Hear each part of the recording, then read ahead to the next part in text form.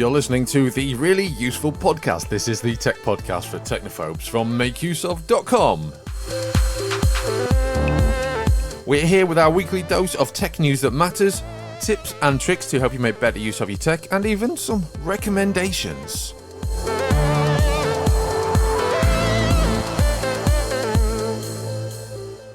My name is Christian Cawley, and with me is Gavin Phillips. Hi, Gavin.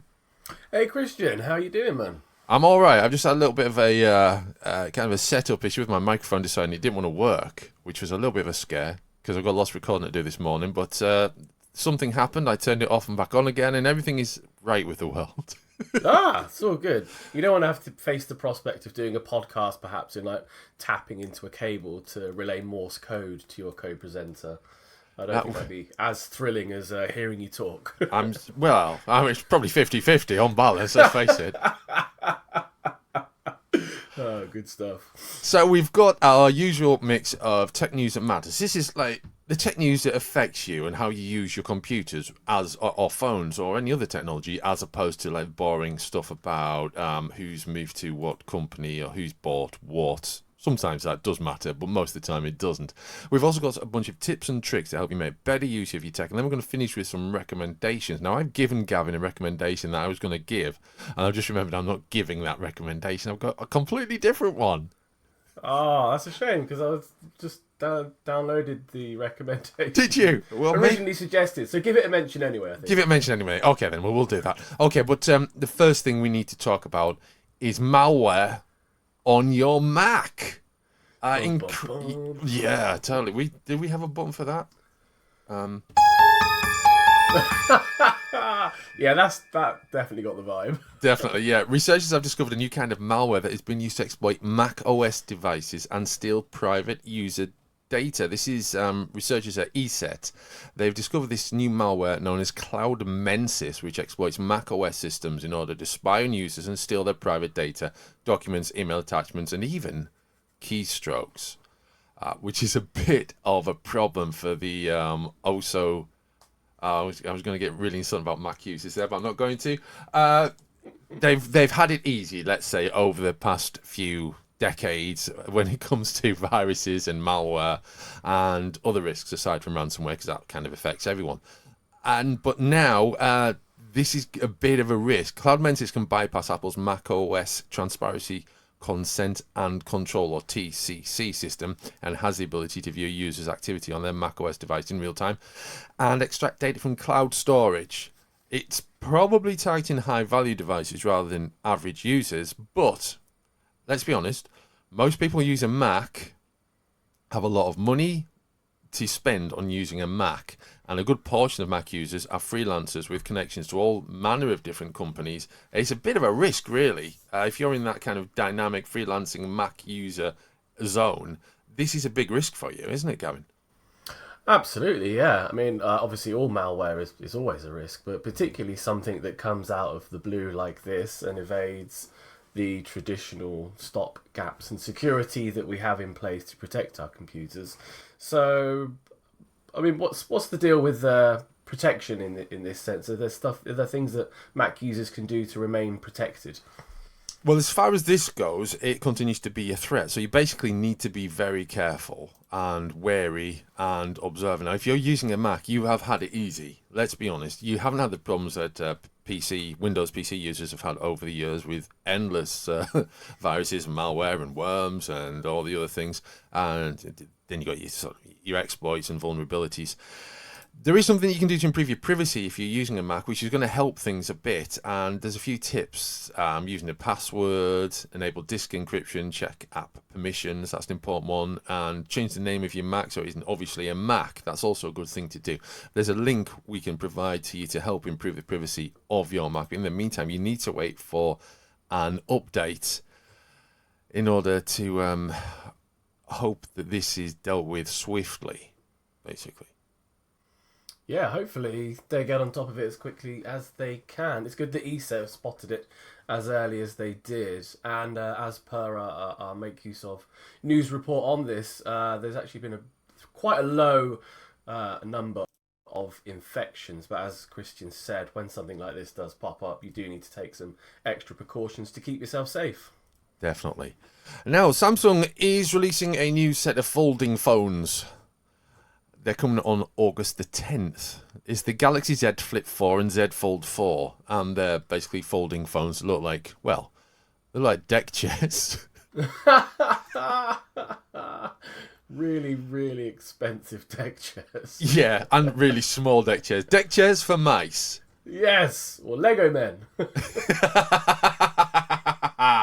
Okay, so the we don't really know an awful lot about them, but they are coming along in August. So if you are someone who is into the folding technology and wants a folding Galaxy phone to accompany, I don't know, your handbag mirror or something, I don't know, the Fold 4 may support the S Pen, a built-in S Pen. There's a bunch of features that we've got to share on the Make Use Of website, which you can find in the show notes for this. And you can check out whether you like the look of these or not. They are dual screen as well. There appears to be on the Flip 4 a display on the back giving you the time. I'm not sure if that's the case with the Fold 4. Difficult to say at this point because we don't have all the photos. I can't get my head around the crease, Gavin, with folding phones. Folding phones is just something that isn't, unless we're talking old style flip phones. It just doesn't work for me at all. The whole, am I alone in this? Is this just me?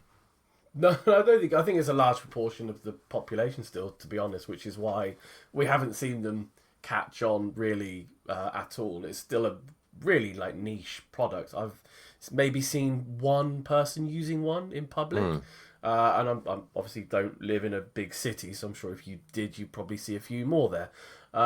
But yeah, by and large, I don't think they've caught on in the same way that people want. I think some of them look cool though. The Windows device, which the name of is escaping me, I think looks quite nice because that opens quite wide and gives you a really nice big screen to work on. However, the issue with that one was when it launched, the screen fold sort of started to, I think it was almost like delaminate, or the screen started to just come apart from the underside. So it ended up with, obviously it's going to have a crease in the middle anyway because it's a folding phone, but this had a crinkle mark effectively, which is my sort of major worry with these sorts of devices. How long can that fold continue to fold and keep the screen intact?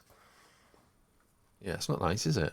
It's the whole idea of something kind of like that falling apart in your hands essentially is Now I have two phones, yay. And that is why we have dual SIMs. And more security news now. The FBI is warning crypto investors to watch out for fraudulent cryptocurrency apps that have already stolen millions from crypto investors. Just before we do call this the tech podcast for technophobes and tech news that matters. Crypto's kind of a sort of a 50-50 thing, isn't it? As I like to say, I know that I don't know enough about crypto. And I think that's probably the baseline of getting involved with crypto, is to know that there's a lot more to know, and you might know it or you might not know it. People either do crypto or they don't do crypto, don't they? Yeah, I think some people, I think when it gets up to its peak highs and you see the words Bitcoin and Ethereum in the national newspapers, shall we say, because they're reaching their all-time highs, that's when people suddenly go, oh, I should probably get involved with a bit of this. But in fact, we are actually at the current other end of the scale, where both of those, they're the two largest cryptocurrencies, Bitcoin and Ethereum, are currently almost at their, well, not all-time lows, but they're the lowest they've been for years at this point. Yeah. So to see another large glut of scam apps coming out whilst everything's at its lowest is it's actually kind of a little bit worrying, showing that maybe people are preparing the ground for a surge when the prices do, and I mean if they do increase, they're getting ready to scam a lot more people that suddenly rush in and perhaps aren't doing enough research before they start downloading apps and making payments and whatnot. Yeah, I mean, I just want to qualify with what I just said there. My wife's uncle, who is by no means interested in technology, he has a regular monthly investment in crypto. So it's not something that is just purview of the technologically minded. It's anyone can do this, and it's through apps that these attackers are targeting people. US investors who have fallen for this scam were initially convinced to download one of these fake investment apps wherein attackers pretend to be well-established investment companies and make false promises in order to, you guessed it, trick the victims out of their cash. But once the funds were deposited, there was no going back. An advisory has been released by the FBI in which it states that these scams are also causing reputational harm to US investment firms. So it's having a bit of a knock-on effect on legitimate organizations, household names. So I guess if you're using, if you're trading crypto, if you're buying crypto or selling crypto, whatever, use the established apps. And if you know someone who's thinking of getting involved, do your utmost to make sure they are using the right suitable apps. I'm going to say Coinbase because I use that, but there are many others. Yes, I would completely agree here, Christian. Coinbase is an excellent on-ramp to cryptocurrency. It's one of the most secure apps you can use.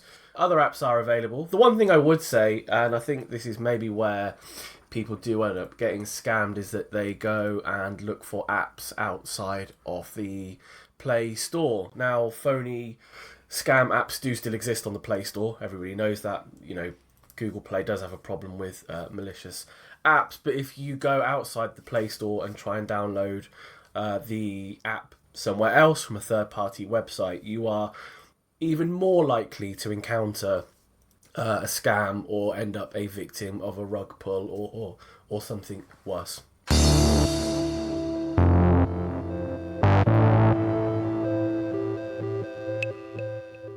We're going to move on now to a bunch of tips and tricks which will help you to make better use out of the technology around you. I'm going to start off with ways to boost your Wi-Fi speed by up to, and this is a big claim, Gavin, 5 times? 5 times, Christian. You heard it here first. Go on then. Impress me. Okay, so in your Wi-Fi router, you likely have 2 bands. You've got a 2 gigahertz band, 2.4 gigahertz band, sorry, and a 5 gigahertz band. And they broadcast alongside each other. Within each of those bands are individual channels, and your 2.4 gigahertz has up to 11 channels in the US. Actually, it's up to 14, but some of those channels are actually illegal and you can't use them. Yeah, the 5 gigahertz channel has up to 20 channels. And the thing is with these channels is that when you are in a close proximity to other people's Wi-Fi routers, if you're using the same channel as, say, your neighbour, say you live in an apartment block and you've got 3 other apartments around you, and you're all using the same Wi-Fi channel, you could actually all be interfering with the Wi-Fi signal from each other's routers. Now, it's not as bad as someone else will get your Netflix transmission, or someone will send you an instant message and it'll end up on someone else's computer. It's not as bad as that. It doesn't work like that. But the overlapping Wi-Fi channels can cause your Wi-Fi to actually slow down effectively, because it is getting, slightly confused about where it needs to be. So that's where your Wi-Fi channels come in. You can actually manually change the Wi-Fi channel on your router to a different channel. Now, with the 2.4 gigahertz channel, there are only actually 3 individual channels that don't overlap completely with the rest. They do overlap some, but they don't overlap everything, and that's channels 1, 6, and 11. Now, you can go into your Wi-Fi router settings. You can find the information about how to do this on the article on makeuseof.com, which Christian will put in the show notes. And it's actually quite a simple process. You log into your Wi-Fi router, you find your wireless Wi-Fi or advanced settings, and then you set the specific channel that you want. So for 2.4 gigahertz, like I said, you want to choose either channel 1, 6, or 11. And it's slightly different when it comes to 5 gigahertz, because 5 gigahertz has a larger broadcasting surface. Basically, there's more channels for it to choose from, and you can choose from how many channels? 20 channels, like I said. And again, you go into your router, you choose a specific channel, and you reap the benefits instantaneously. Excellent. I am going to see if I can reap those benefits later on today. But in the meantime, Gavin's talking about logging into your router. Now, I mean, if we said that to, say, my mum, that would be no, you can do that for me, son. But it's a really simple thing to do, and you'll either find the details with the documentation that shipped with your router from your ISP, or on the back of the router. It'll give you the address and the default username and password. Now, you shouldn't be using those default usernames and passwords. You need to change those. That's like kind of router security 101. So change that password whilst you're in there as well. But also, that's how you get into your router through the browser on your computer. You type in the address for your router, log in, and then make those changes. Let's move on to bottlenecking. Now, this isn't it isn't anything to do with bar fights, or even playing the guitar. It is what happens when your PC slows down. Bottlenecking is a term everyone in the customizable computer realm seems to be using, and beyond, to be honest with you. But what is bottlenecking, Gavin? Well, when it comes to computers, it just means that one part of your computer is either overpowered or it could be underpowered as well. But they're sort of linked, aren't they? And you just don't have enough capacity for your computer to run properly, basically. So say you go out, you buy a really nice, shiny new CPU, that's the processing unit in the computer, and you plonk it in, but you've got quite an old graphics card, it's chugging along. Yeah. So your new processing unit is way more powerful than the graphics processing unit, that's the video card in your computer. And therefore, it can't keep up. It simply does not have enough power to keep up with the shiny new technology. And therefore, you've created a bottleneck in your system. Now, that way around, an overpowered processing unit to an underpowered graphics card isn't actually the end of the world, because you've got enough processing power that your video card can then probably run at full capacity, which is what we all want. You might not be able to play the games that you're expecting per se, but you're not going to struggle for graphical fidelity. The other way around, which is where you introduce a massively overpowered graphics card into your computer and you've got maybe a slightly older processing unit, you can end up actually really stunting the performance of your graphics card, because the CPU simply can't provide enough power to the rest of the computer. It can't keep up and deliver the video quality that you'd be expecting from your super shiny, powerful new graphics card. So, with that in mind, is there any way you can check for bottlenecks? There's two things you can do, actually. One is something you do before you buy. So there are really handy websites like PC Part Picker, for instance, which lets you list out all of the compatible parts for your computer. Now, that's a really good way to build up a list and an idea of the compatible parts. However, there is one downside to that, and that doesn't actually show you if there are going to be power imbalances in your build. So you can use that website, PC Part Picker, that is. It's really good. I've used it loads of times. To build up a list of the sort of hardware you think you're going to put in your new PC build. But once you've done that, you need to use what's called a bottleneck calculator. There's a few of these online. I've got two suggestions for you. One is called CPU Agent's FPS and Bottleneck Calculator, and it's really, really simple to use. You head to the website, you enter in the information from your computer. That's your CPU, the processing unit, the graphics card, and the RAM information. Hit calculate, and it shows you where any potential bottlenecks in the system might be. And then if you have a bottleneck in any area of it, you can go back to your PC Part Picker build and adjust. Maybe it might say, oh, you need faster memory, that's your RAM. You need more memory, or you would benefit, say, from maybe a slightly less powerful processing unit to help your graphics card.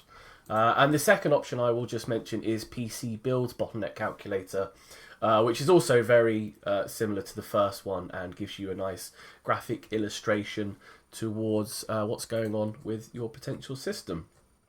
Excellent. I mean, I'm obviously aware of bottlenecks, but I didn't realise there were tools that could actually help you figure them out. So that's kind of good. Yeah, So it's always been a kind of handy. a kind of a mental exercise, hasn't it, in the past? Oh yeah, definitely. Especially when you are if you are building a new computer. I think this does apply mainly to people that are probably building out a new thing, but it doesn't have to just be people that are building out a whole new custom PC rig. You know, if you want to upgrade, say, the RAM in your laptop or something, you could still use one of these to figure out what would be the best option.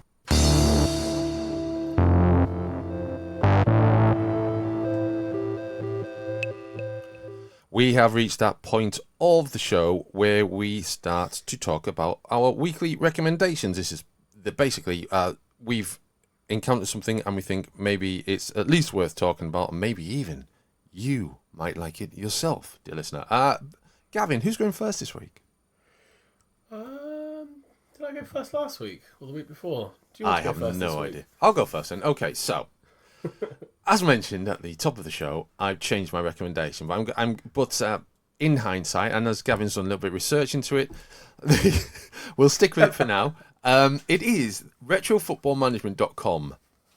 It's an app for Android and for iOS, and it basically it recreates the feel of the classic soccer, for you American users, listeners, management sims from the 90s, 80s and 90s, basically. The early days of football management sims with very little interaction from the user other than basically selecting the team and buying and selling players.